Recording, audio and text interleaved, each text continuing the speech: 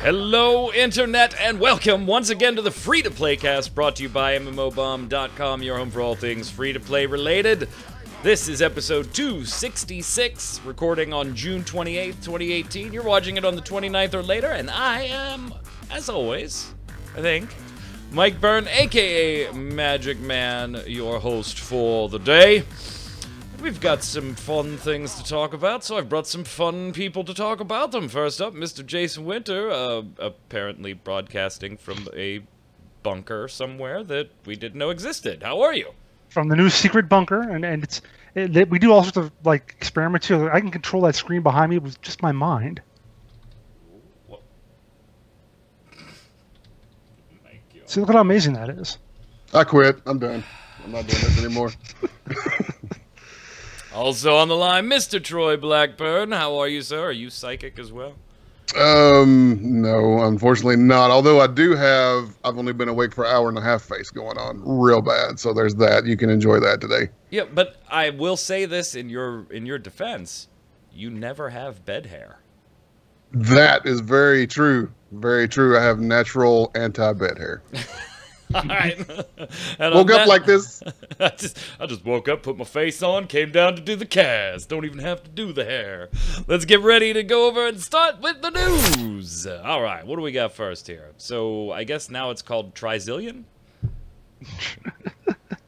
Gaion? That's more than a gazillion? Is that like 3 gazillions? Gaion, maybe? I think I like Trizillion better if it had to be. Trizillion, yeah. I think Trizillion's got a nice ring to it. Yeah, so a while ago, right, we had the whole Marvel Heroes and Disney thing happen, and then the whole Gazillion thing being kaput, and then the fundraiser to buy things that aren't even for sale. That's fun.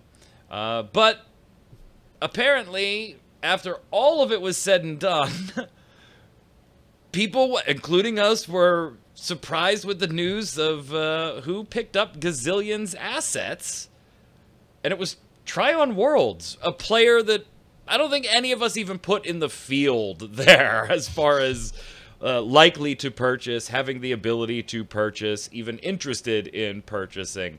And now, to be clear, while the details of this aren't exactly public as far as every single thing that was bought and the prices and all of that stuff, it does not look like, nor would we assume, that Marvel Heroes itself was purchased. And that kind of makes sense, Jason. That license belongs to Disney. It did not belong to Gazillion. It was not Gazillion's asset to use. But some of the things we do know that Trion was able to acquire, and this comes mainly from an interview that Scott Hartzman did with VentureBeat, were technologies, things like the development tools for isometric game design, that, you know, that camera angle that's used in most ARPGs. If you don't know what I'm talking about, think Diablo 3 or Marvel Heroes, and that angled camera, isometric. They picked up those types of technologies, and at first glance, I think all of us just kind of went, why? Trion already did this as a publisher with Gazillion to a certain extent, being rather isometric in its game design. Like, what the hell does Trion have to gain here? But it appears they're kind of taking an entirely different approach than what you might have thought with them just buying up some assets, Jason. Yeah, it's like they're talking about it as a way to help them beef up their ability to publish games created by other developers, which is sort of like what they did with Gazillion. Using it via Bluehole, or Bluehole being the developer. And it's kind of an odd thing, because clearly Trion does have their Glyph platform, but apart from Gazillion, which was there, and a long time ago they were pumping up was it not League of Nations, War of Nations, End of Nations. That's what it was. Yeah, I forgot all about that. Yeah, I remember that. But otherwise, everything they've done has been a game developed by them, developed by Trion. So it's interesting to see that they're taking this kind of direction to something that maybe is going to be a little more, see them more as a publishing company, maybe even a little like what like Blizzard has done with Destiny and with what's the other thing they got recently? Battlefront? No, something. Are you talking about Battlefront? That's was it EA. Battlefront? Or They got something else. Star Wars Battlefront is ActiBliz, isn't it? Yeah. But they grabbed something else other than there's something else on the Blizzard launcher. Help me out here. Anybody? Oh, Black Ops. Anybody? Black Okay. Ops. Black is in the Ops, Blizzard launcher. yes. Black Ops. yes, That's yes. it. Yeah. Okay. So I don't know. Maybe and that's Star the Wars direction Battlefront is EA. I don't know what I was. Yeah. Thinking about I that was, one, so. the shooty game with soldiers. Yeah. Whatever. The pew pew. That They're all game starting with to the, look the same anyway. right. That game with the pew Even pew worse than normal. pews. Yeah, and I mean, we've already seen. This is the kind of part that concerns me a little bit, Troy. I can definitely appreciate Trion's development skills. I mean, we saw it with Rift. We've seen it with some other. We've seen it with Atlas Reactor. And while they may make some boneheaded business decisions here and there. I don't think anybody gives them a bunch of grief for being a shitty developer. It may just be things and aspects of the game itself that they don't particularly like. But I don't think anybody goes, "Oh, Trion's an awful developer." Defiance 2050 has me a little confused as to that being a developmental decision, but whatever. I could see them trying to get.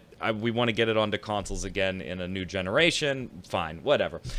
Setting that aside, these assets are purchased from the way Scott talks in more of, as Jason pointed out, in more of a, we want to help other game companies get their work published and help them with tools that might not be available to smaller companies or less funded companies. And I mean, you got to correct me if I'm wrong. I'm generally not an ArcAge guy. But Trion doesn't really have the best reputation as a publisher. And that seems to be the direction they want to go with this. Gazillion, really didn't go all that well. ArcAge still has its back and forth as far as what they're doing. And we tended to see a lot of, oh, that's a development issue. That's not that we're just the publisher here. We have nothing to do with that. And you can't do that in this type of setup if you're trying to foster that growth. It almost has that feel of Epic Games, right? We have tools. Come and use our tools. We'll help you support things, and then you can sue us later when we put in a battle royale. And then drop a suit a few months after that. Right, and then have it dropped a few months after. I don't know. They don't have the greatest track record as a publisher for me, Troy. Well, the publishing is what got them the reputation they have now. Before they really got into publishing, they had one of the best reputations as far as online game developers there was out there, more goodwill from their community than basically any other company out there. And then they got into the publishing, into the ArcAges, into the Gazillions, and the cash shop thing started happening. And then some of that stuff, I guess they looked at it and said, oh, we can do that in Rift too, because you'll remember when Rift first went free to play, it had a fantastic cash shop that was fair and balanced and good prices and didn't try to get you with stuff. I'm assuming didn't make jack shit financially because of it. Probably not. But yeah, once they got into the publishing, man, that's what made them the Trion that most people refer to today when they talk about Trion as a shitty company.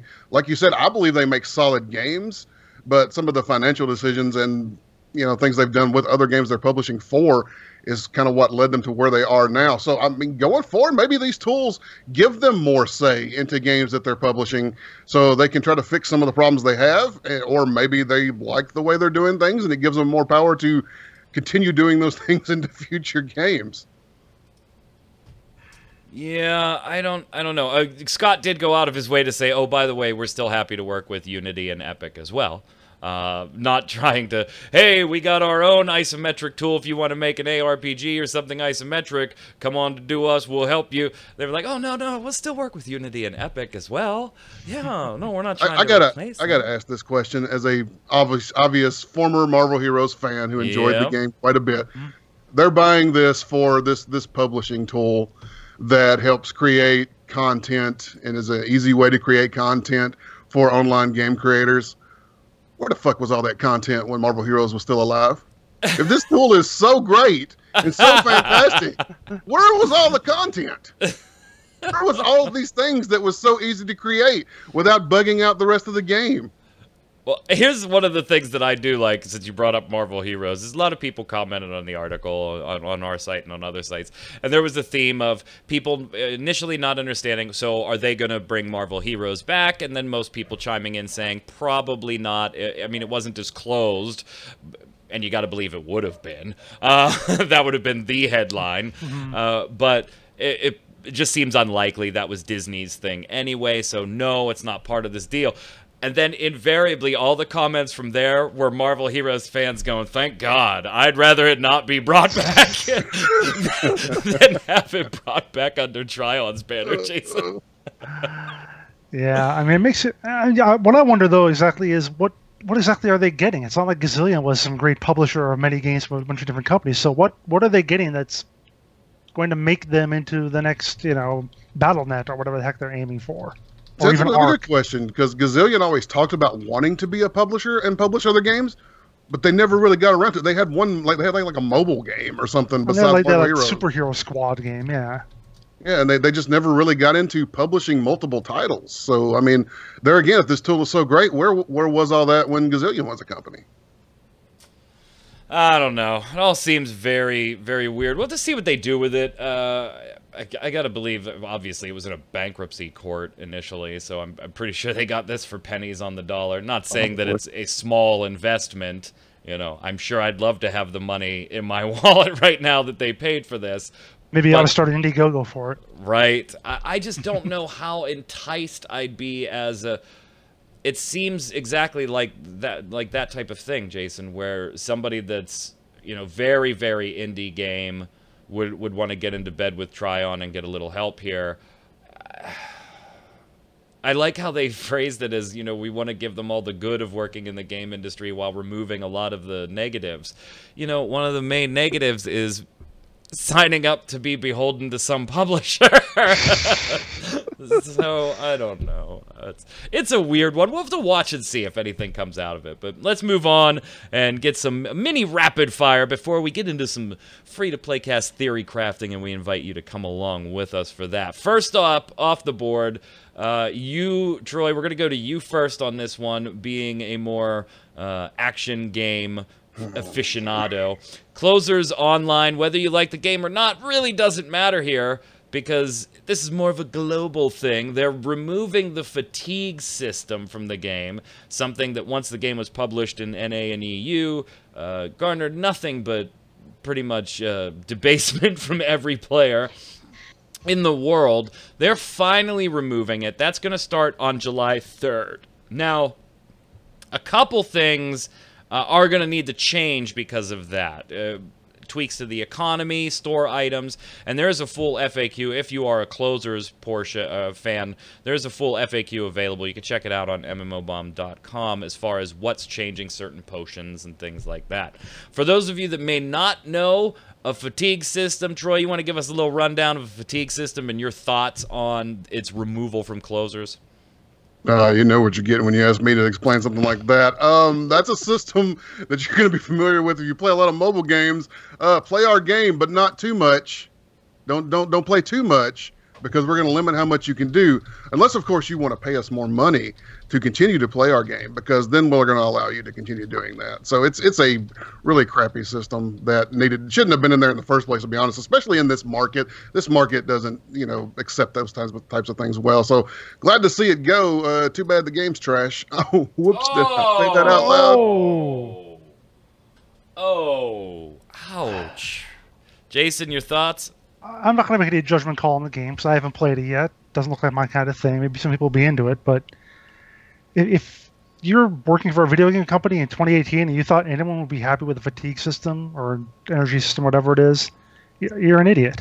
That's all. Yeah, I think I'm stunned to see it in PC and console gaming at all. I'm still not surprised to see it in mobile. I mean, that's generally the formula is make you wait for shit. But I'm kind of stunned in any free-to-play game that's for PC or console that it's even still used.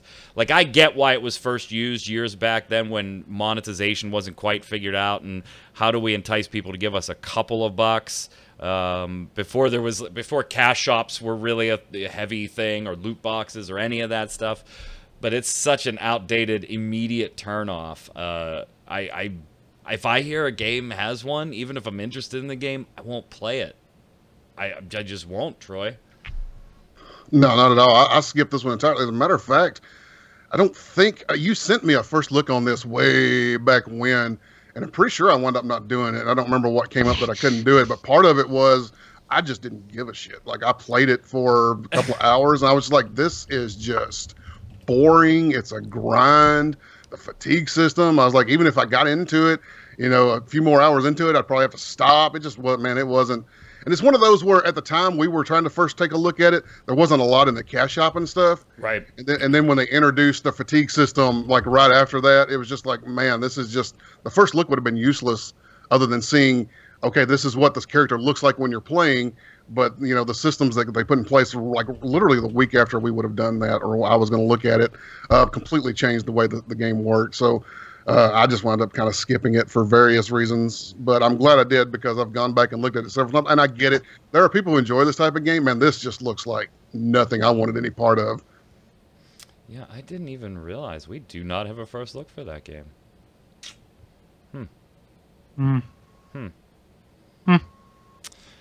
Oh well, moving on.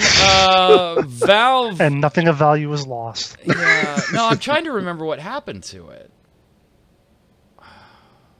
I think it might have been one of those we only had limited access to it, and when Troy wasn't able to get it in time, we just couldn't do it, so we figured we'd get it later, and then got sidetracked with other first looks.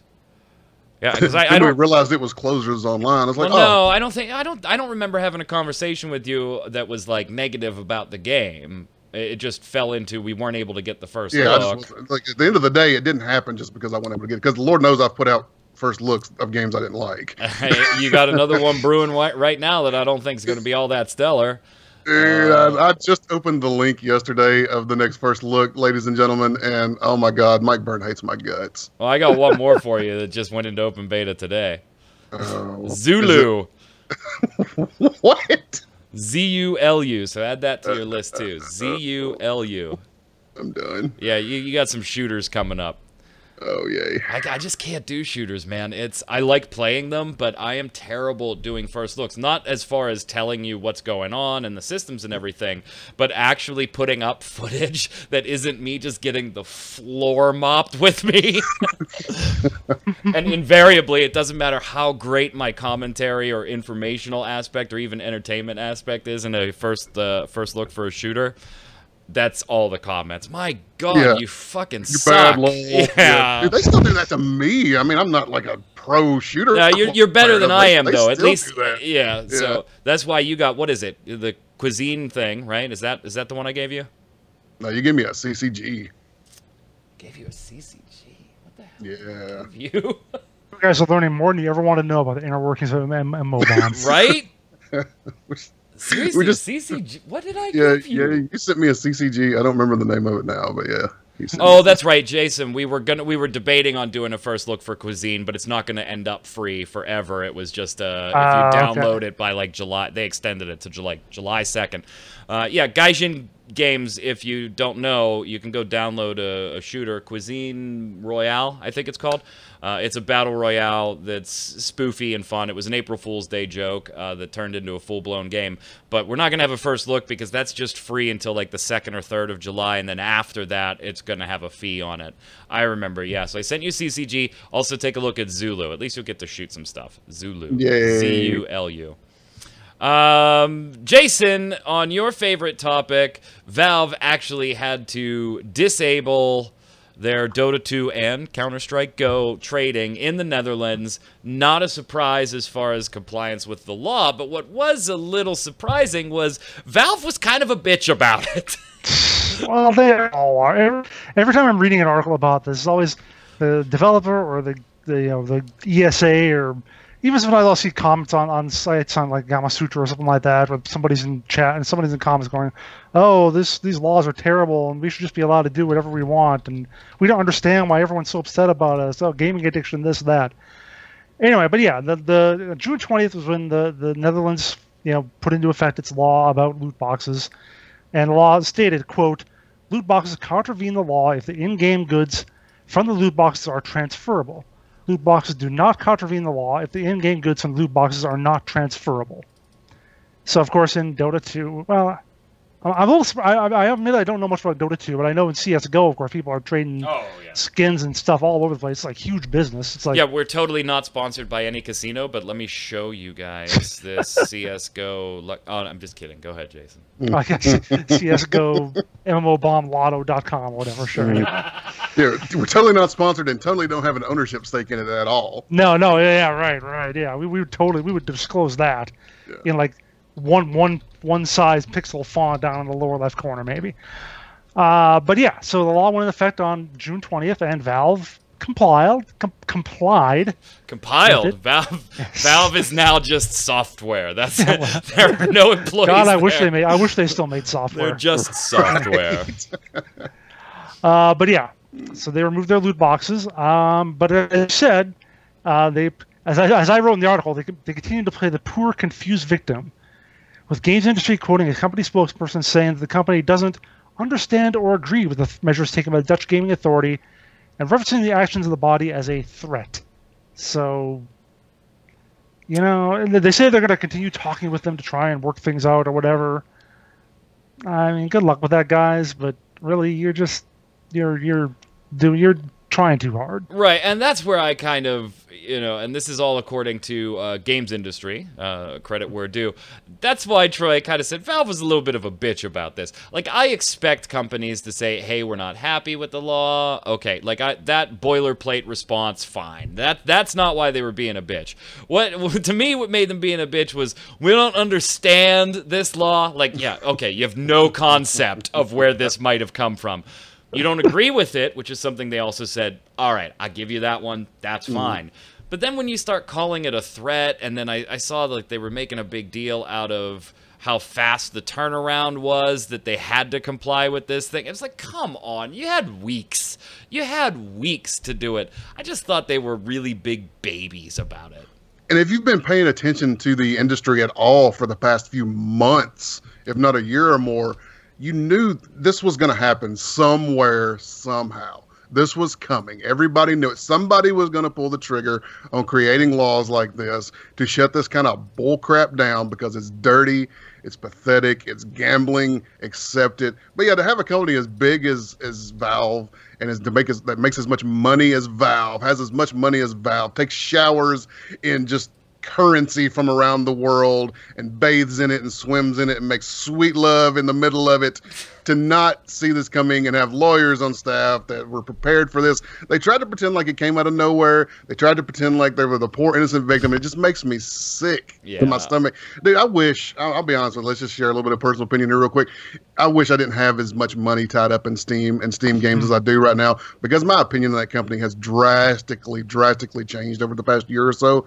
And I would love to just abandon the platform entirely, but my God, I've got so many games on that platform that I haven't even got to yet.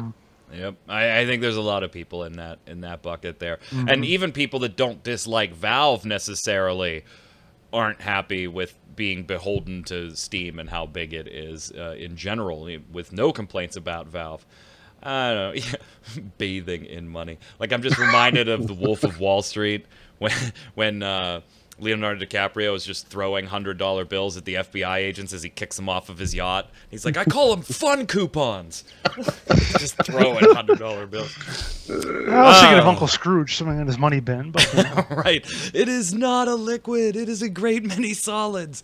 Family Guy reference for you on YouTube there. Fortnite. Let's talk about Fortnite. We're going to talk about these in two ways here. First off, Fortnite, a battle royale, made $300 million. Speaking of taking showers and money, to be exact, $317 million in May, and that was higher, 7% higher than its April total. Now, it should be said that has a large part to do with consoles, because PC and mobile revenue was pretty flat. Had hundreds of million. That's all. Yeah. If you're not growing, you're shrinking. That's right. Right. So a lot of that had to do with consoles, even though PlayStation's still playing the we own your Epic account. But we hear you. We're talking about it. So, yeah. And while that may have been pretty big news, it wasn't the biggest Battle Royale news, was it, Jason? Which one are you talking about? Sorry. Exactly. It's been that type of week for frickin' Fortnite. I'm talking about the Epic gonna go ahead and be the one suing this time. Okay. Well, yeah, sure. Yeah. Well, yeah, because let's say, yeah, first of all, yeah, we referenced this earlier, but PUBG Corporation apparently has dropped its lawsuit against Epic, which... Well, that's our next article. Thanks for skipping that one. That's fine. I didn't see that on there. Oh, no, sorry. No. Hey, it wasn't me this time. Yay. Well, you talked about the Cuisine Royale stuff, and that's like 5th listed, so screw you. Yeah, that's because I kind of forgot I even put it in the show. Okay, so don't give me any crap, Burn. Man, anyway. Read the notes. Go ahead. All right, so Epic is actually suing. Yes, Epic is doing the one suing. They're suing one of their QA testers for leaking information about the game prior to Season 4 and the game's mysterious meteor strike. So, the best part about this, the guy who allegedly did this, who's being sued, his name is Thomas Hanna, and he was a QA tester for them. The part he goes into, and this is how kind of like how it reads in the article that I read, and how apparently what he said on Reddit. Someone else came to Hanna and asked him about information, pumped him for information, I believe is how one of the sources put it, and asked him all sorts of questions, leading up to this, wanted to get spoilers, whatever. Hanna apparently gave that up, and this other guy put it up. It was the other one who actually put it on Reddit. And, Epic has gone back and traced it to Hanna and is now suing him because of all this stuff. The part that gets me is that Hanna says he admits to having conversed with the person and even to revealing some information in violation of the NDA, but not to intentionally doing it. Like, how do you not intentionally tell someone something? Unless he tricked you? So, like, Thomas, this is God. You must reveal to me Fortnite secrets, or you will face eternal damnation. What? How do you unintentionally break your NDA? All right, here's the way I kind of read this, Troy, and you can tell us which side of the fence you fall on.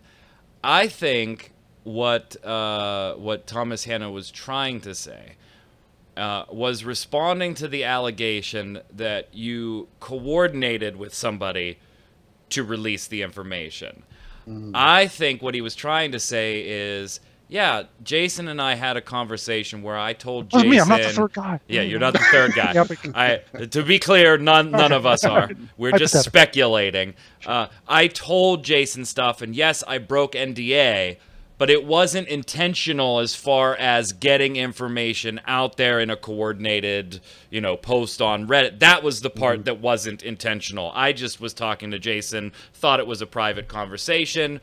I didn't realize he was going to go to Reddit. I think that was the portion that he was trying to say wasn't intentional. But you're right, it was oddly worded, there were other claims too that they just kept seeming like to sidestep and back off of every single thing. I don't know, Troy, your thoughts? When this story first started breaking at the very beginning, it was coming out as a data miner was getting sued, that they had found something in the code and were getting sued. Come to find out, it's a guy who was on the team QA testing. He had inside information. He signed an NDA. I don't care if it doesn't matter. If you intended to share that with the community or not, you shouldn't have been talking in the first place. Sounds like a lawsuit that is justified to me. You signed an NDA. You were doing work for a company to test things. You should not have given out information to anyone in any shape, form, or fashion, knowing that as soon as it leaves your lips, who knows where that information goes? So, at first this came across as oh my God, are they really doing just a lawsuit against some data miner? But that's not what this is. If this was a QA guy who had an NDA, yes, sue his butt off because he deserves it. Sorry. Yeah. God, you gotta be shitting bricks if you're Thomas Hanna, right? There's just... All of a sudden, this company has all the money in the world to sue your ass, too. It's not like they weren't sitting on piles of it anyway with the Unreal engines and all that stuff, but yeah. God, they just got paid $317 million. I can't decide, Jason, what side I fall on this.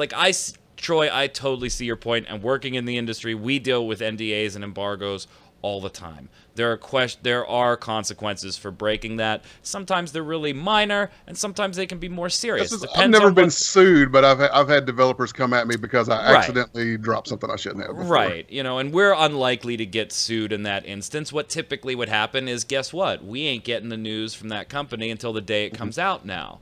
You know, we build trust with Nexon and all these companies. Not trust in that we're going to give you good coverage, because we don't care about that aspect, but if you ask us to hold something until Friday at 9 a.m., it's not going to go up until Friday at 9 a.m. This is different. Troy, I'm with you. This is an ex-employee, and if he had taken those secrets to another company, he'd be in criminal court for theft, for that type of thing, which we saw before with Lineage and Bluehole and all that stuff years ago. So, yeah, same standard there. But at the same time, Jason,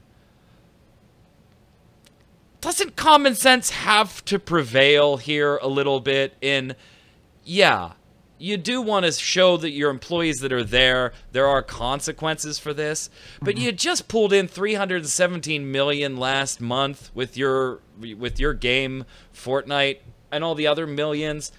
What are you going to get out of one person whose job was QA testing? So let's face it, they weren't making a ton of bank to begin with, and presumably for the moment are unemployed, or maybe, God willing, they have found something else, but they don't have millions in the bank. What do you have to gain by this? I think you still have to do it to show that you're going to enforce your rule. It's like the thing about the daycare center that puts Mickey Mouse on the wall. Disney still has to sue them just to show that they're going to protect their copyrights. So someone does try to make a lot of money off their IP, they can show in the precedent, hey, we sued the daycare company, we're going to sue you too. This is the same thing. If someone ever does really intentionally, completely try to screw with them to reveal secrets and hurt them financially, I think maybe they have to show that, yeah, we have the teeth to do this, even to this guy. Maybe they're only going to get... They're seeking punitive damages, so maybe it's only going to be a few hundred or even like $1,000, something like that. Even though obviously the lawyer time that it's going to cost Epic is going to be more than that, they can afford it. They can afford to spend $100,000 on their lawyer to get $1,000 out of some guy.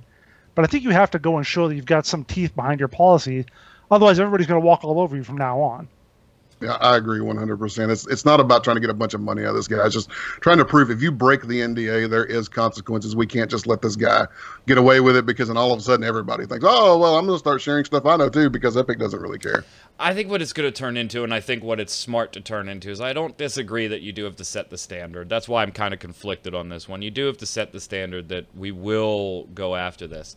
I think I would not be surprised if cooler heads prevail on this one and it's settled out of court under undisclosed terms type deal, where I would imagine the fees would be small, the fines would be small, but just having it documented, we did file this in court, it was going to court, we settled out of court, therefore it's not ridiculous if we try to enforce it in the future, even though this particular one we said give us $100 and let's just call it a frickin' day. We just want it in paper that we've defended this before. I can certainly see the thing. Funny story on the example you gave, Jason, about this type of thing and Disney on the wall. I used to work for a retailer many years ago, and I won't give their name here because I hate them. If it was Toys R Us, go right ahead. No. Oh, man. Oh, makes me sad. Too soon. There was a store in Florida. It was not the store I worked at. I'm in the Northeast. In Florida, that there were open box items, televisions in this case, displayed on shelves. And the typical practice for open box stuff that could not be hooked up in line with, you know, whatever the demos of these are playing on these TVs was to hook a DVD player up to them and put something in. And so they opted to just throw in The Little Mermaid because it had come out, you know, I don't know, a couple years ago and had been unvaulted. I don't remember the circumstances. Again, it's third party. I wasn't there. It was just a big deal in the company. Well, this probably wasn't smart being located in Florida. They had a Disney exec as a customer walk in, saw that on the TVs, and the store, as a company, that store was sued. And even though they'd only put it out a day or two ago, Disney was able to sue them all the way back until the day the DVD was released because they had no way to prove when they did not have it on during those times. So that store was just not profitable for long. How is that possible? I go into a lot of different stores. I'll see some movie or some sports thing or whatever. It happens all the time. We didn't think anything of it, but it was a big company blast. Don't do this anymore. And so we used to get then demo discs of just advertisement stuff and music videos and things like that to put in there. So yeah, definitely. Jason already mentioned it. I don't think there's really a lot to go into here, but is anybody surprised that PUBG dropped its lawsuit against Epic under undisclosed reasons? Undisclosed. Let me disclose those. PUBG does not own anything in the Battle Royale genre. They don't own frying pans. They don't own the idea of Battle Royale. They don't own guns. The thing that gave... They don't own people dropping from the sky. I know that. I know that. But to me, the little bit of valid in that lawsuit was we're licensing the engine from you guys. Therefore, you had inside information on what we were working on, when we intended to release it, and we feel you used that friendship, that partnership, that business relationship to jump ahead of us and get to market with something similar. Like, I'm not saying they would have won, but I certainly think that was a little piece of valid. Anyway, it's not going anywhere. But mobile games still getting their asses sued off for using frying pans, Jason. Oh, God. Yeah, are we moving on to the next topic now? Or are we talking about the mobile games? Because if we're talking about frying pans, I almost thought it was the last one. But yeah. Well, the Knives Out and the other one by NetEase, whatever it was, I don't think there was so much about using frying pans, but about, like, almost reusing their assets completely. Because I showed the lawsuit a while back, and like the images in the buildings, almost exactly the same. Granted, PUBG was accused of being an asset flip a little while ago, but this is a little bit more of that. I don't know. When you use assets from the Unreal Engine store, I don't really ever. I don't even care if you use 2 of them. Don't sue somebody for using. Jay's. I don't know. Those lawsuits. By the way, they're going to be what? Those are Korean lawsuits. So this Chinese. Those will be real fun to watch. Those ones play out. Sure. Finally, Cuisine Royale is free to play. Again, we mentioned it earlier, and the only reason I brought it up here was to make sure everybody got a chance to go and get it. You have to get it by July 2nd, so go to Steam. Shit, you got to go to Steam. Go to Steam, download it, and then you'll own it for free forever. After that, there's going to be a small fee for it. I think like $10-15. They really haven't announced that yet. But it's a battle royale that Gazillion Entertainment put out, and yeah, it uses frying pans too, and colanders. Speaking of the beast known as Steam, I want to get your opinion before we move on to the bombs. Jason, I know you had told me years ago, you and Spunkify and maybe a guest host, it might even have been me, I have no idea, at the time had talked about what we're going to talk about, but now it was kind of time to revisit it here a little bit. So we had another battle royale join the free-to-play ranks over the last week here. A little older than that, about 9 days ago. Now, previously, the game was on early access on Steam for a low price of $15. And who cares what the price was? There was just a price. And the game was a couple different modes of some different things, shooter, that type of thing, made by Outpost Games. By the way, the game we're talking about is SOS by Outpost Games. Now, they decided to make it free-to-play and pump up the Battle Royale aspect of the game, and I don't think anybody has a problem with any of that stuff in general. But, as part of the free-to-play conversion, there's modes that are going to be removed from the game totally. And so not everybody was happy about this. They paid for an early access game that had a certain set feature list. Now they're making it free to play. And it wasn't just, hey, we're taking out, this tree. They took out whole game modes so that they could concentrate specifically on Battle Royale. Now, I think there's something to be said for reacting to market here and what's going to sell. But I also think there's something to be said for at what point should you be able to get your early access money back? Because the game changed so dramatically from what you signed on to be a founder here. Don't confuse this, by the way, for crowdfunding. I'm not talking about that.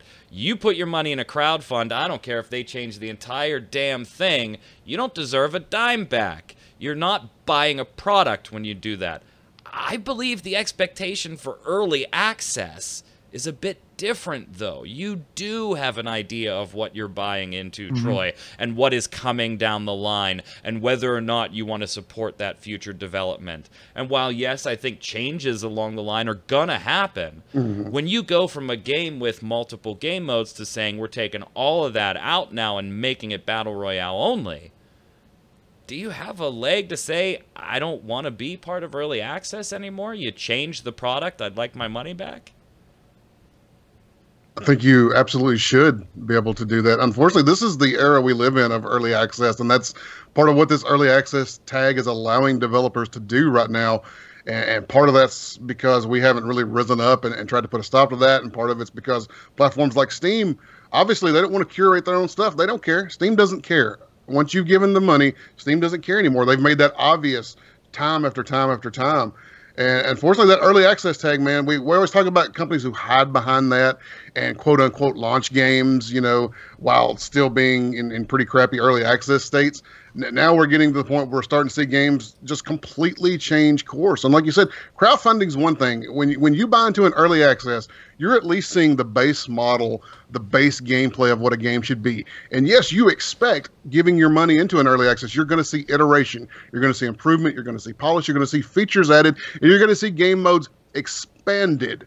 Not the game modes you bought into completely being taken away and the game transforming into free-to-play version of a game that's out there a million times over. Just search Battle Royale on Steam. Free-to-play. You're going to find just dozens upon dozens upon dozens of them. If you paid $15 into this game, that's not what you wanted out of this at all. They're out there to be found. You were looking for whatever it was that this game offered that intrigued you to bring in and offer money to it in the first place. And now it's hard to blame. I mean, look at the Steam reviews. The most recent reviews, overwhelmingly negative. 11% of the reviews right now that have come in recently have been positive reviews. The community's pissed, and I don't blame them at all.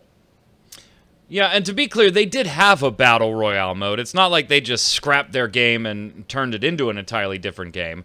But that was just one mode, Jason. They totally removed the other mode now.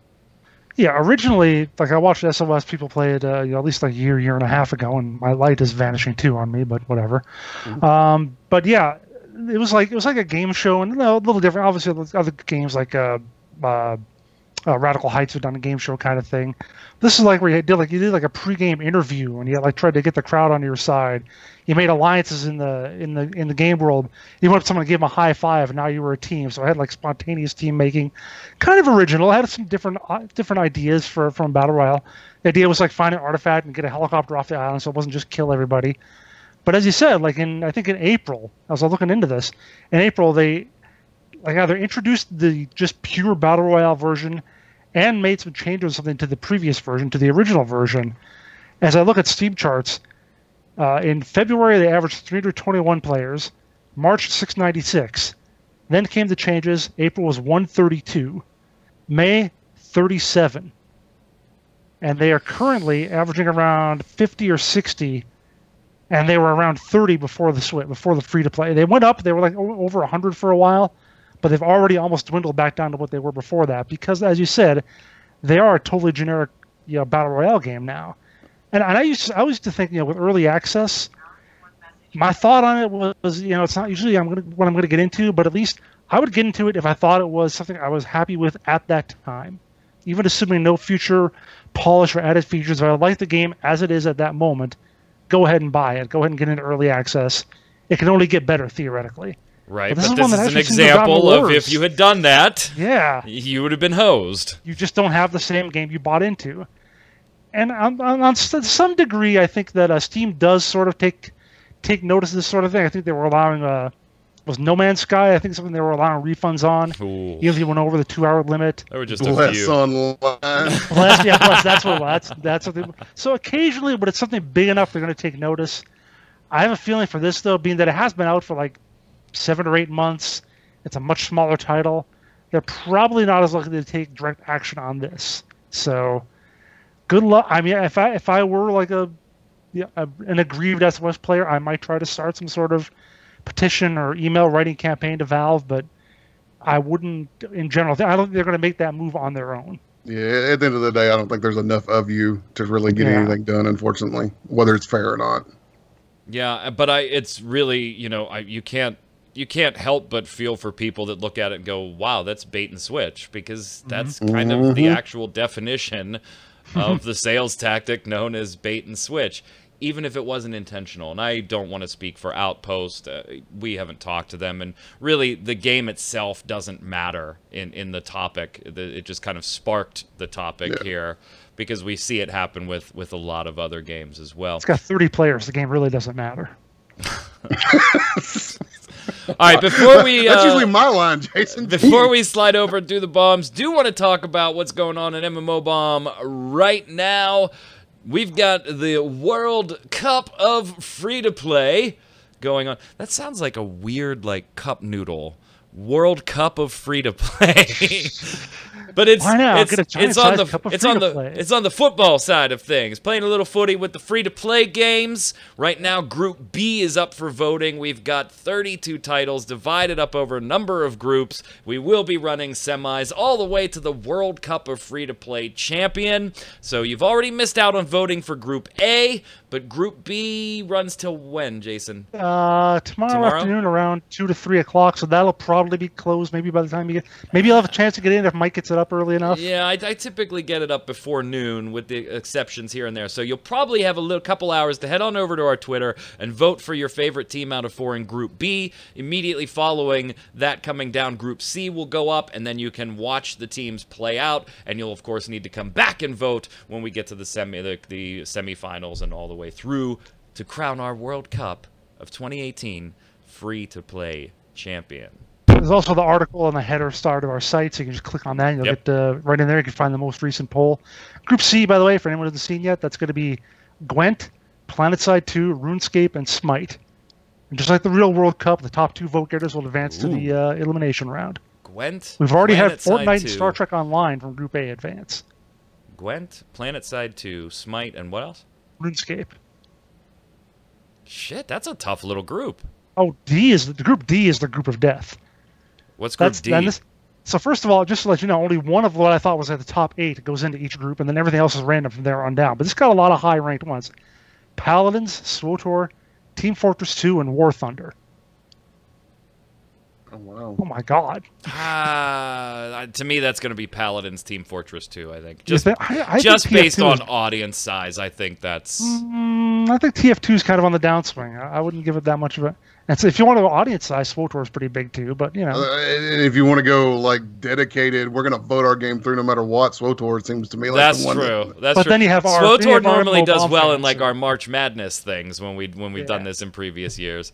Because they put one thing on the forums, and everybody that plays that game reads the forums all day, every day, I guess, because every single one of them have always come out in droves to vote. They seem to be a really great community.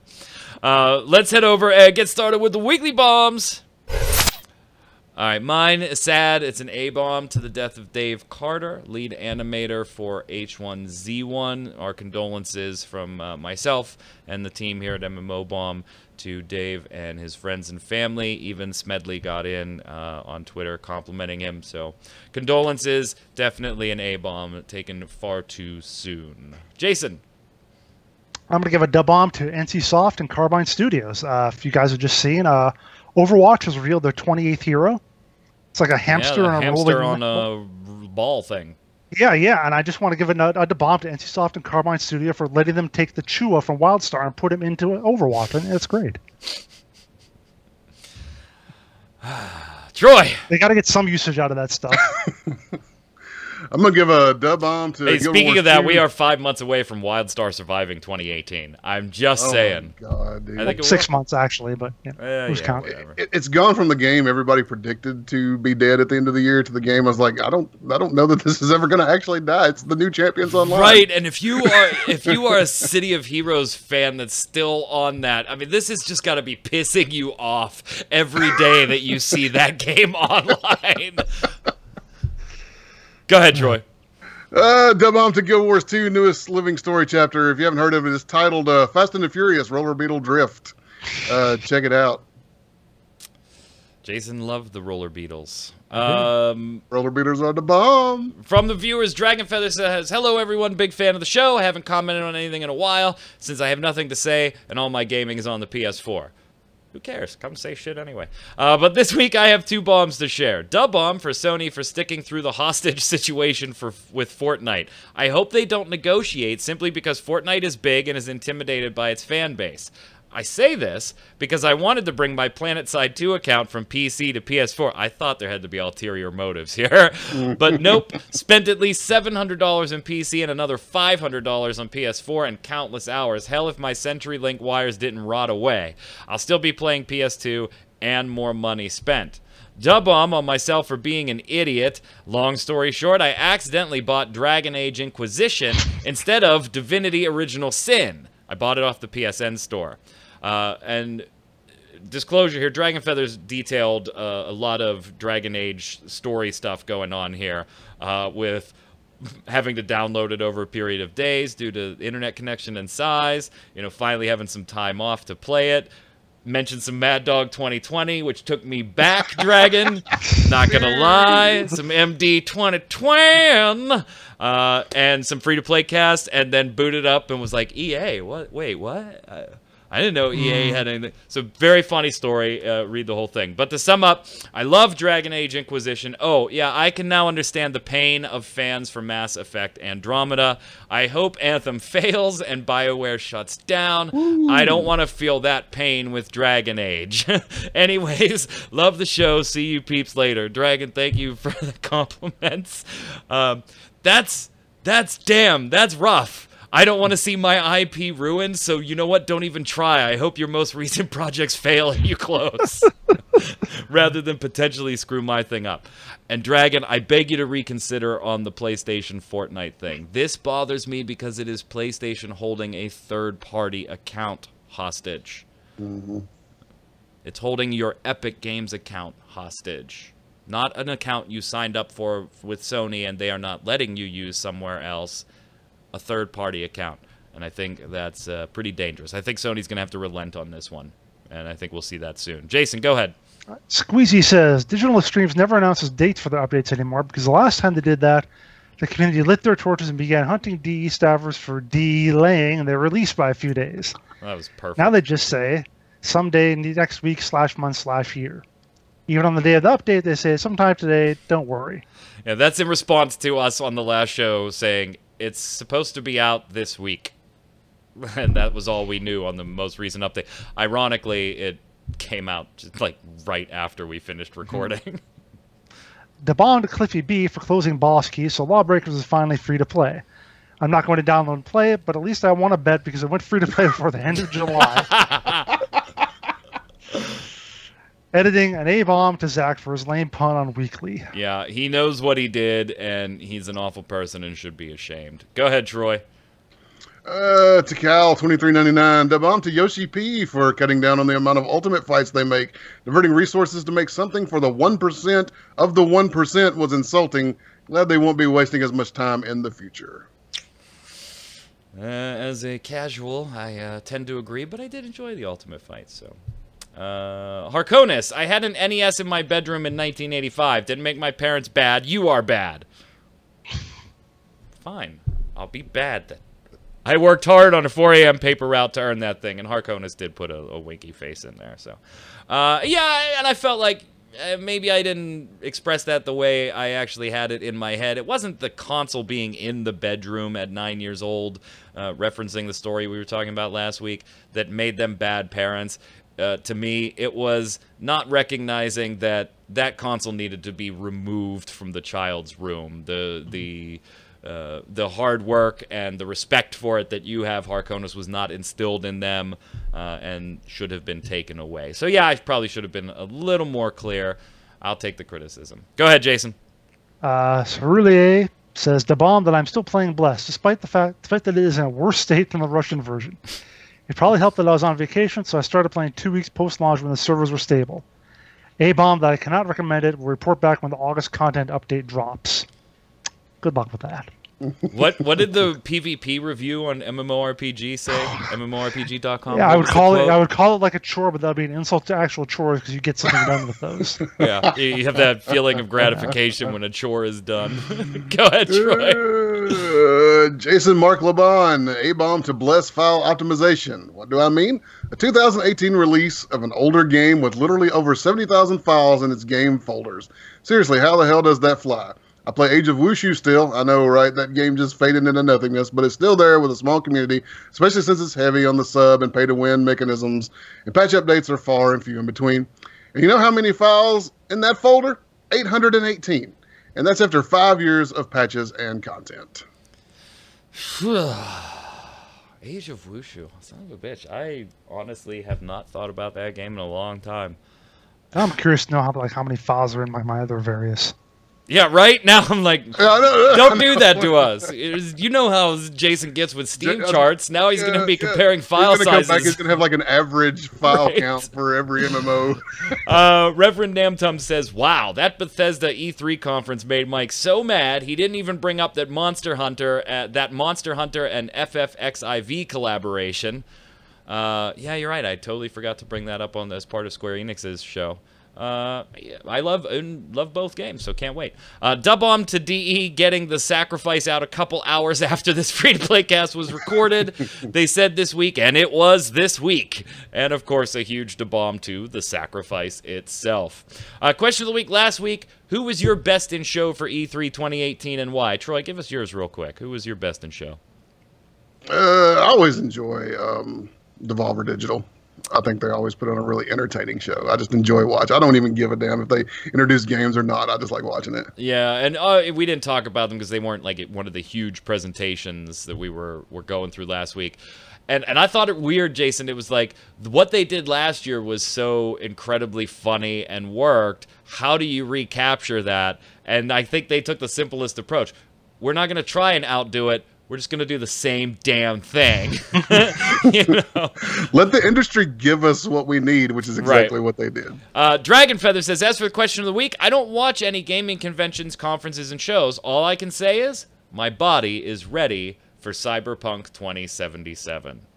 I think a lot of people are with you. Go ahead, Jason. First of all, I'm looking at my Guild Wars 2 folder, and they've got like a 38 gig DAT file in there. So other than that, there's like 12 total files. I don't know if that's good or bad. Really. Anyway. That's probably why any bug cripples the shit out of that game, actually. Probably. To Cal2399, it's the question of the week. EA won E3, hands down, in my opinion. They are bringing Madden back to PC. That for me trumps any and everything that was said or shown at any conference. I Sports. guess. Yeah, I can understand that. Then, if you're a Madden file, then just that coming to PC probably pulled it for you, even though the rest of the conference was ass. Go ahead, Troy.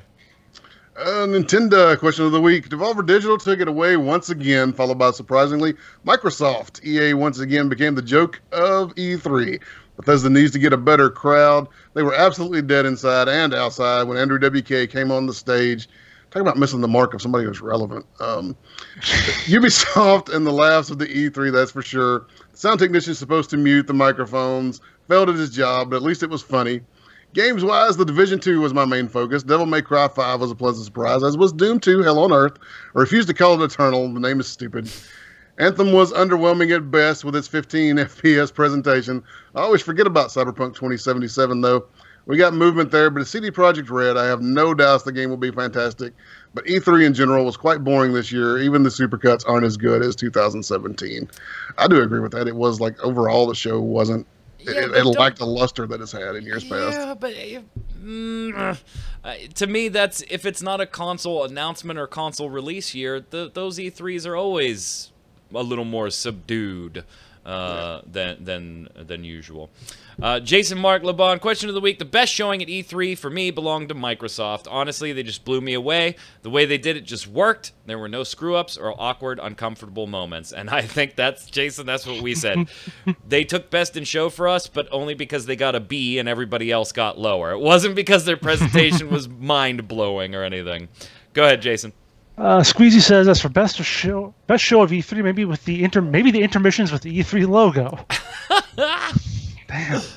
I'll at least give EA the best support character award. I've never liked so many games after watching EA on E3. Thanks for making everyone else's presentation look better than they actually are. These people are more cynical than I am. At least I can go, ooh, shiny game. Finish it up, Troy. Reverend Namtub for question of the week. The game of the show for me was drumroll, Maneater. Why? Reason 1, you're a shark terrorizing the populace a la Jaws. Reason 2, it's an open world action RPG. Reason 3, shark skill trees. Yeah, baby.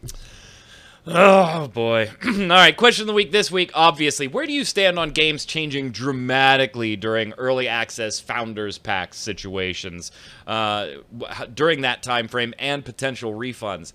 I think another consideration here is who decides the line of what's an extreme enough change that refunds. I mean, we didn't even get into that, which becomes a whole nother ball of wax. So let us know your feedback in the comments below. While you're there, don't forget to give us your weekly bomb. Da bomb for something good, A bomb for something bad. And until next week, Troy, where can everybody find you? All I'm going to say this week is I made a promise on the last show, Yes, and I you did. am keeping that promise.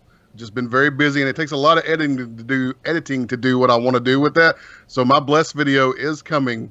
I will keep my promise. I was correct. So I will keep my promise.